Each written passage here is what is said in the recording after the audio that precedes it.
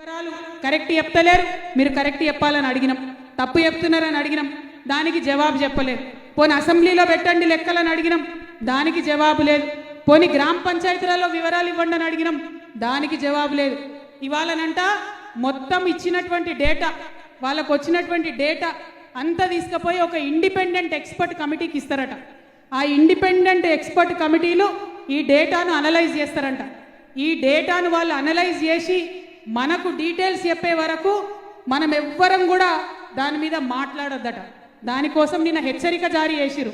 ఇగో కులగణనపై ఎవరు మాట్లాడొద్దు, ప్రభుత్వము నాయకులు మీడియాకు ఎవరు కూడా మాట్లాడొద్దని ఇక్కడ అండర్లైన్ చేసి పెట్టినాం.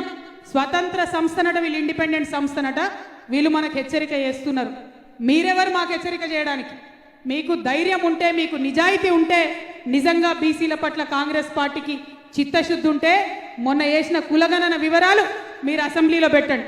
చూస్తుంటే ఆర్టిఫిషియల్ ఇంటెలిజెన్స్ అంటే, ఏఐ అంటే ఆర్టిఫిషియల్ ఇంటెలిజెన్స్ కాదు, ఏఐ అంటే అనుమూల ఇంటెలిజెన్స్. ఏఐ అంటే అనుమూల ఇంటెలిజెన్స్. ఈ అనుమూల ఇంటెలిజెన్స్ వాడి మా కులగణను తప్పుతో పట్టించి బీసీ కులాలకు అన్యాయం చేసే ప్రయత్నం జరుగుతుంది తప్పితే ఇంకోటి కాదు. కాబట్టి ఈ అనుమూల ఇంటెలిజెన్స్ మొత్తం రాష్ట్రంలో విధ్వంసం సృష్టిస్తున్నది. అనుమూల ఇంటెలిజెన్స్ పక్కకు జరిగితే తప్ప రాష్ట్రం బాగుపడే పరిస్థితి కనబడతలేదు.